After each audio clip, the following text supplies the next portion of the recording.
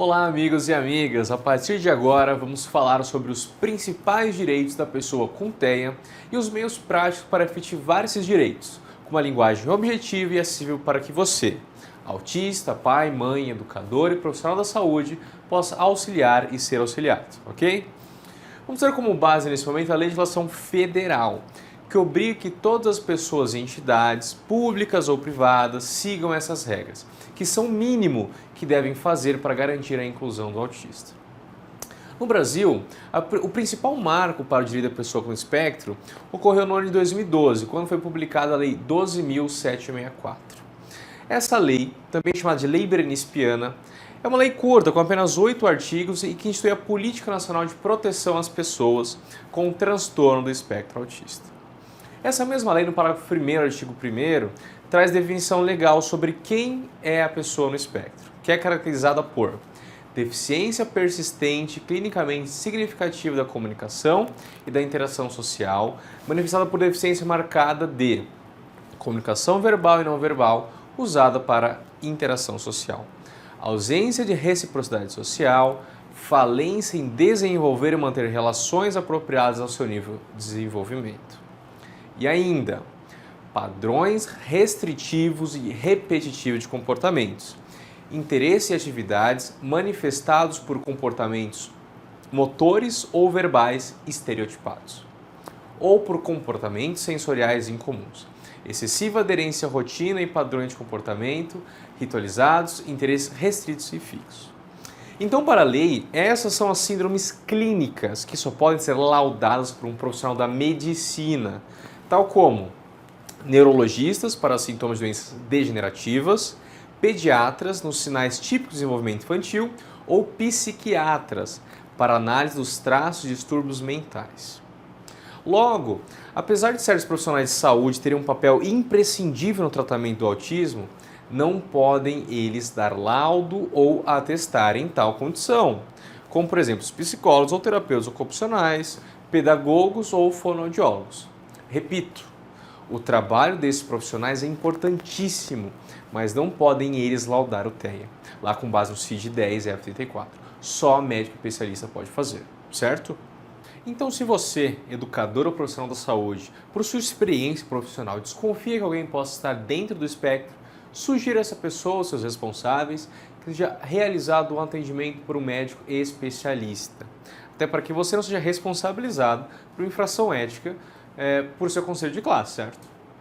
Bom, nós vimos como a lei conceitua a pessoa no espectro, mas sem dúvida a parte mais importante da Lei 12.764/2012 é o parágrafo 2º, artigo 1º, que diz que a pessoa com transtorno do espectro autista é considerada pessoa com deficiência para todos os efeitos legais.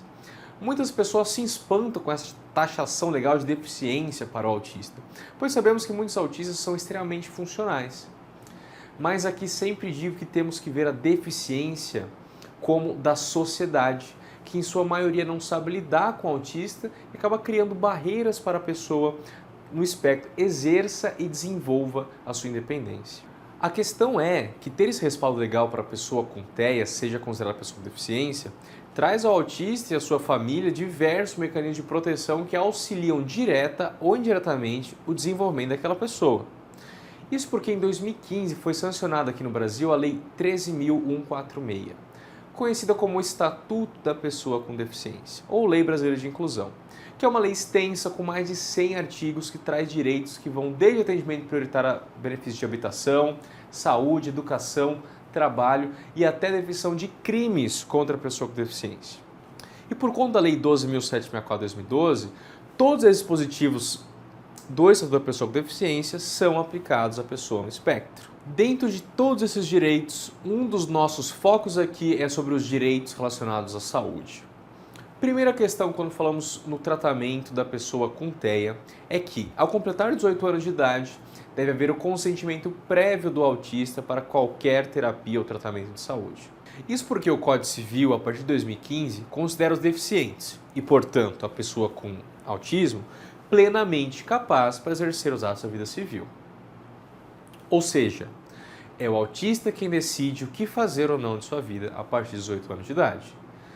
Em casos mais severos, para proteger o autista, poderá haver a curatela através de um processo de interdição, ou em casos mais brandos, poderá haver a tomada de decisão apoiada, onde a pessoa no espectro escolhe 2 ou mais pessoas para lhe auxiliar em ideias e sugestões, sobretudo de ordem financeira e patrimonial.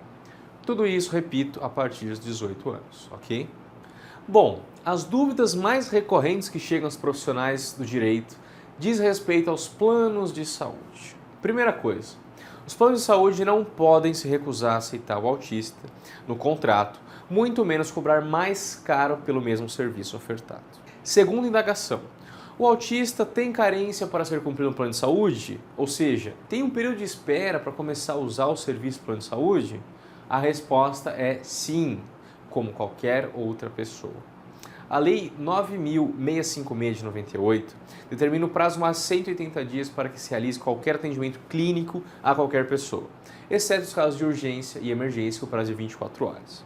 Lembrando que esse é um prazo máximo, ou seja, os planos de saúde podem exigir menos tempo, como 30 dias, 60 ou 100 dias, só não podem ser maior que 180 dias, ok? Ainda o artigo 3º da Resolução 259/2011, da Agência Nacional de Saúde, ANS, traz os prazos para serem cumpridos após a carência. Lá nesse artigo existe um rol de 15 procedimentos que necessitam aguardar para serem realizados. Esse rol traz o prazo máximo e eu destaco aqui os seguintes prazos para a pessoa no espectro. Exame de análises clínicas, 3 dias úteis. Consultas básicas com pediatra e clínico geral, 7 dias úteis. Terapias e consultas com especialistas, como psicólogo, fonoaudiólogo, terapeuta ocupacional e fisioterapeuta, 10 dias úteis. Consulta com médicos especialistas, psiquiatra, neurologista, 14 dias úteis. E procedimento de alta complexidade, 21 dias úteis. Lembrando que esses prazos são após a carência. Então, se o seu plano de saúde tem carência de 180 dias, você vai ter que esperar 180 dias mais 10 dias, por exemplo, para iniciar uma terapia com psicólogo com os benefícios do plano de saúde, totalizando uma espera de 190 dias. Uma questão muito importante para fins de carência. Para as doenças e lesões pré-existentes, aquelas que o consumidor já sabia possuir e informou no plano de saúde ao contratá-lo, ele terá cobertura parcial temporária até cumprir 2 anos de carência. Isso significa que, durante esse período, ele poderá ser atendido para tratar dessas doenças, respeitadas as demais carências, exceto em caso de procedimentos de alta complexidade, leitos de alta tecnologia como TI e cirurgias decorrentes das doenças pré-existentes. Contudo, como já vimos, o autismo é considerado uma deficiência e, como tal, não pode ser considerado uma doença pré-existente. Repito, a pessoa com autismo cumpre carência como qualquer outra pessoa de no máximo 180 dias. Caso a pessoa no espectro complete 180 dias de carência e o convênio negue cobrir o atendimento, é possível abrir uma reclamação junto à ANS por telefone ou através do site da agência. Pode ainda ser feita uma denúncia junto ao PROCON e ainda assim, caso não resolvida a situação, pode-se procurar a Defensoria Pública, o núcleo de prática jurídica de uma faculdade de direito ou um advogado particular para mediar ou judicializar a questão. Se o autista for maior de idade, poderá ele mesmo fazer o pedido sem advogado gratuitamente perante o juizado especial civil. Existem muitas queixas de pais de crianças autistas que o convênio autoriza o custeio de certa terapia para o menor, mas limita o número de sessões, contrariando aquela que o médico prescreveu. Como, por exemplo, o neurologista determina 25 horas semanais de terapia de análise comportamental aplicada, para ser realizada por acompanhamento de um psicólogo. E o plano de saúde diz que cobre apenas 10 horas, alegando que a ANS limita o número de sessões. Essa afirmação é falsa. A ANS traz sim o rol de quantidade de consultas ou sessões através da resolução 458/2017, mas esse rol traz a quantidade mínima que o plano de saúde deve garantir, e não a máxima. Só quem pode dizer a quantidade de horas necessárias para um tratamento é o médico especialista, pediatra, neurologista ou psiquiatra, e não o plano de saúde. Nesse sentido, qualquer cláusula contratual que limite o número de sessões é abusiva, e esse entendimento, inclusive, é compartilhado pelo Superior Tribunal de Justiça. O profissional médico precisa ter autonomia para estabelecer o período de atendimento adequado segundo as necessidades de cada paciente. A terapia ABA, que vem da sigla em inglês Applied Behavior Analysis, ou simplesmente análise de comportamento aplicada em português, vem sendo reconhecida por muitos especialistas no Brasil e pelo mundo afora como um procedimento extremamente eficaz no tratamento do autismo. E consiste basicamente em ensinar habilidades, dividindo-as em etapas e recompensando as respostas corretas. Com isso, traz de modo gradual e progressivo mais habilidades e autonomia à pessoa no espectro. O problema é que havia, ou ainda há em certas localidades, uma discussão entre consumidores, ANS e plano de saúde sobre a inclusão da terapia ABA no rol de procedimentos psicoterápicos regulamentados pela Agência Nacional de Saúde e que, portanto, estariam autorizados a ser custeados pelos planos de saúde. Os consumidores queriam a inclusão no rol da ANS, os planos de saúde não, e a ANS disse, através da nota técnica 196 em 2017, que trata da revisão de seu rol de procedimentos, que as psicoterapias no método ABA estão contempladas na seção de psicoterapia. Ou seja, a terapia ABA há tempo já estava contemplada no rol da ANS, que desde a divulgação da nota técnica 196, em outubro de 2017, a agência colocou um pé de cal sobre essa discussão.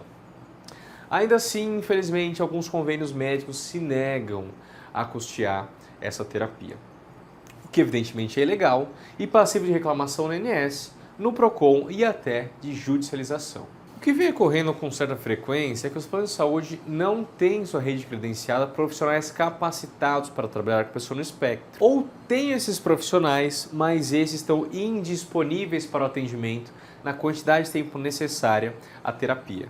Sobretudo profissionais com especialização em terapia ABA, que, como já vimos, é um procedimento psicoterápico de cobertura obrigatória, segundo a Agência Nacional de Saúde. Nesse caso, a Resolução 259/2011 da ANS, ela determina a operadora que a operadora deve garantir o atendimento de duas formas. Primeiro, ou contratando um profissional de saúde que não atende pelo convênio no mesmo município.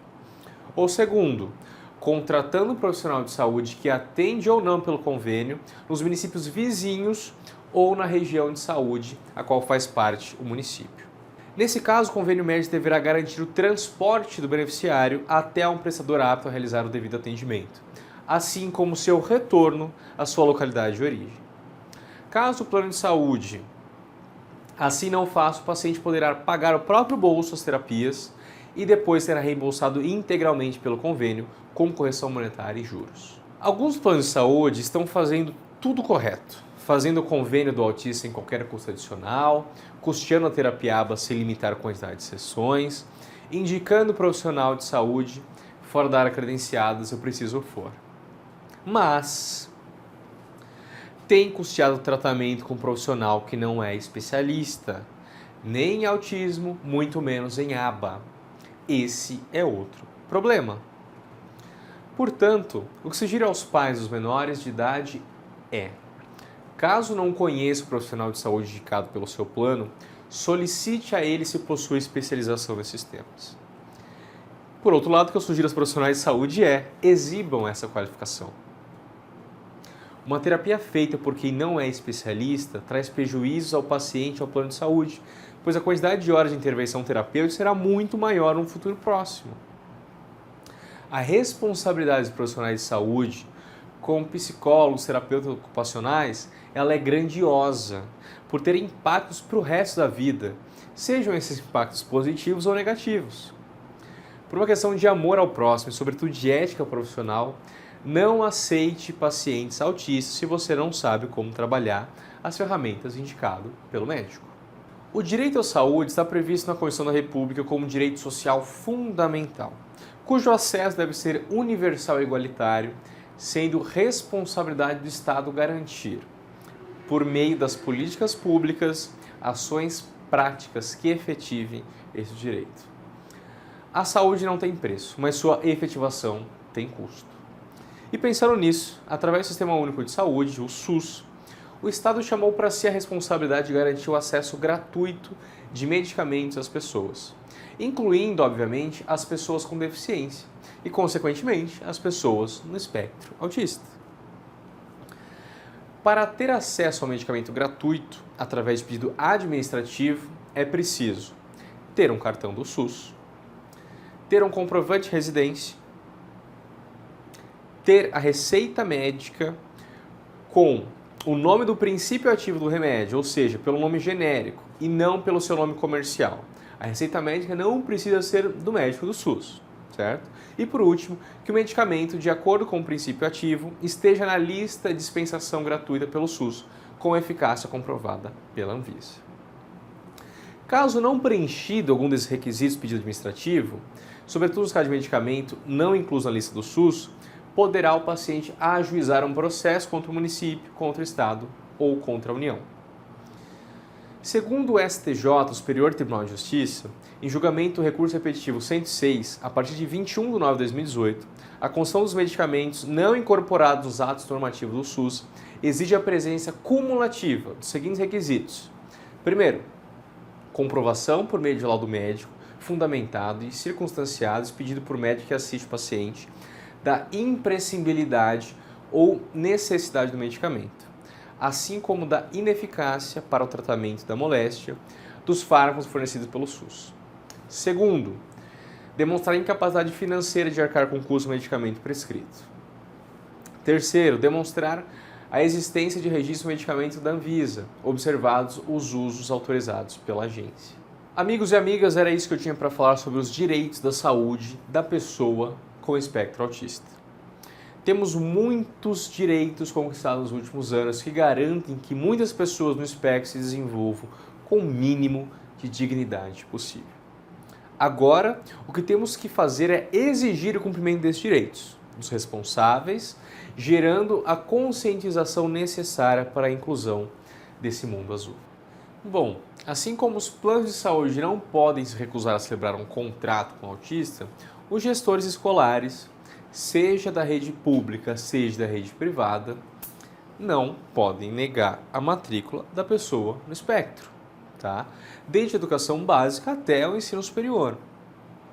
Inclusive, o artigo 7º da Lei 12.764 de 2012 prevê multa de 3 a 20 salários mínimos para o gestor que recusar a matrícula do autista e até a exoneração do cargo para os servidores públicos que reiteradamente recusarem a matrícula. Além disso, essa recusa pode ser interpretada como uma prática discriminatória contra o autista, estando sujeito ao crime previsto no artigo 88 do Estatuto da Pessoa com Deficiência, que prevê uma pena de reclusão de 1 a 3 anos e multa. O que infelizmente é muito comum de vermos são gestores escolares que dizem: olha, eu faço a matrícula do seu filho, mas minha escola não vai poder oferecer tudo o que ele precisa, não tem espaço adequado para professores especializados em educação especial. Gente, qualquer pai ou mãe que preza pelo bem do seu filho não vai querer matricular essa criança do espectro nessa escola. Mas isso está errado. Isso é uma recusa velada, um estímulo para que os pais não matriculem aquela criança ali. As escolas públicas e privadas têm a obrigação de garantir currículos adaptados, métodos, técnicas e recursos educacionais específicos para atender a pessoa com deficiência, incluindo, obviamente, as pessoas no espectro. Isso é o que diz o artigo 59 da Lei 9394 de 96, a famosa Lei de Diretrizes e Bases da Educação Nacional, a LDB. Já especificamente nas escolas particulares, o que acontece em algumas instituições de ensino é o seguinte: o gestor faz a matrícula, mas para garantir todos os direitos do autista, como por exemplo, currículo adaptado, plano de ensino individualizado, professores de apoio ou sala de recursos, cobra uma mensalidade mais cara. Isso também está errado. E não sou eu que estou dizendo. É o parágrafo 1º do artigo 28 do Estatuto da Pessoa com Deficiência, que determina: nenhuma instituição privada do ensino básico ao superior pode cobrar valores adicionais de qualquer natureza em suas mensalidades, anuidades e matrículas no cumprimento das medidas inclusivas. Então, caso isso ocorra, você pode realizar uma denúncia na Secretaria de Educação, municipal ou estadual, respectivamente, ou no Ministério da Educação. além de efetuar uma reclamação no PROCON, no caso das escolas particulares. Caso você já tenha pago esses valores adicionais, poderá buscar o Poder Judiciário para ter a restituição desses valores com juros e correção monetária. Importante previsão legal é aquela do parágrafo único do artigo 3º da Lei 12.764 de 2012, que diz que, em caso de comprovada necessidade, a pessoa com transtorno do espectro autista, incluída nas classes comuns de ensino regular, terá direito a acompanhante especializado. Ou seja, além do professor regente, a pessoa no espectro, em caso de comprovada necessidade, terá direito a outro profissional dentro da sala de aula para auxiliá-lo. A primeira questão importante aqui é a seguinte: quem determina a necessidade desse acompanhamento é o médico, neurologista, pediatra ou psiquiatra. Não são os pais dos autistas ou a instituição que diz se precisa ou não, é o médico. Quanto mais completo o laudo, menos dúvidas a escola terá quanto a essa necessidade. Caso a pessoa no espectro tenha acompanhamento por psicólogo ou psicopedagogo, o parecer técnico desses profissionais pode complementar o laudo médico, com o máximo de detalhes das necessidades que aquela pessoa com TEA precisa. Segunda questão importante é: quem é esse profissional que faz o acompanhamento? Bom, a lei federal não é clara nesse sentido. O decreto 8.362 de 2014 regulamenta a lei brenispiana em seu artigo 4º, parágrafo 2º, diz que o apoio a esse profissional dará as seguintes atividades. Primeiro, comunicação. Segundo, interação social. Terceiro, locomoção. Quarto, alimentação. E 5, cuidados pessoais. Percebam que os dois primeiros itens, comunicação e interação social, são tarefas diretamente ligadas aos profissionais da educação. Já os três últimos itens de locomoção, alimentação e cuidados pessoais são atividades mais direcionadas aos profissionais de saúde. Contudo, na maioria dos casos dos autistas, a maior dificuldade será justamente na comunicação e na interação social, de modo que um professor com especialização em educação especial, num trabalho multiprofissional, poderia ser o acompanhante especializado, que faz a menção à lei federal. Portanto, uma vez tendo o laudo médico comprova a necessidade de acompanhamento especializado, as escolas, públicas ou privadas, devem garantir esse direito, para que esse profissional adapte as atividades da classe comum em parceria com o professor regente, auxiliando o autista nas interações sociais e didáticas. E como já visto, no caso das escolas particulares, não poderá ser cobrado nem R$1 a mais da mensalidade em relação ao acompanhamento especializado. Há muitos relatos Brasil afora que muitas instituições de ensino até vêm garantindo esse direito do acompanhamento especializado, mas que destinam estagiários para realizar essa tarefa. Como já dito antes, a lei não é clara sobre quem é esse profissional. Se precisa ter formação em pedagogia, em terapia ocupacional, psicologia, ou se basta estar cursando uma graduação. Quem define isso geralmente é a lei local, seja ela estadual ou municipal. E é aí que os estagiários são colocados nessa função. Veja, é sabido que muitos estagiários são dotados de uma boa fé ímpar, de uma vontade de aprender e de fazer o bem. Mas isso é claramente uma estratégia do poder público de ter uma mão de obra barata para solucionar uma questão extremamente complexa. Muitos profissionais de educação, após concluir a graduação, realizam especialização em educação especial, mestrado, doutorado, pós-doc, para conseguir desenvolver um trabalho de qualidade no processo inclusivo. E ainda assim, falhas acontecem, pois o desafio de trabalhar com educação especial é gigante. É uma missão linda, porém trabalhosa, demanda tempo e muita dedicação. Cada aluno tem uma necessidade diferente.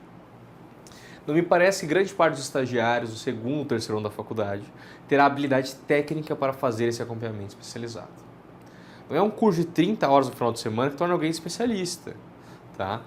Ainda que o supervisor desse estagiário, que é obrigatório por lei, seja o melhor educador do mundo, o supervisor não estará na sala de aula. Quem estará lá é o autista, o estagiário, mais 30, 40, 50 alunos neurotípicos e um professor regente. Um acompanhamento especializado mal realizado poderá retardar de sobremaneira o processo de inclusão da pessoa no espectro, ainda mais nas séries iniciais de ensino. As consequências poderão ser irreversíveis e o estagiário não pode carregar esse peso. Contudo, na letra fria da lei, não há impedimento para que esses estados e municípios designem estagiários para serem acompanhantes especializados. Mas há muitas decisões judiciais pelos tribunais de justiça do Brasil que reconhecem a necessidade de que um acompanhante especializado do autista seja um profissional de educação, devidamente graduado e, como a própria lei determina, especialista no tema. Portanto, caso após um pedido escrito na escola ou na Secretaria de Educação seja negado esse direito, ou haja uma demora na resposta, ou seja designado um profissional que não é especialista, poderá ser ajuizado um processo para que esse direito seja concretizado. Amigos e amigos, que eu tinha para falar sobre direito de educação em relação à pessoa no espectro era isso. Espero que tenha sido útil. Qualquer dúvida, eu estou à disposição. Um forte abraço.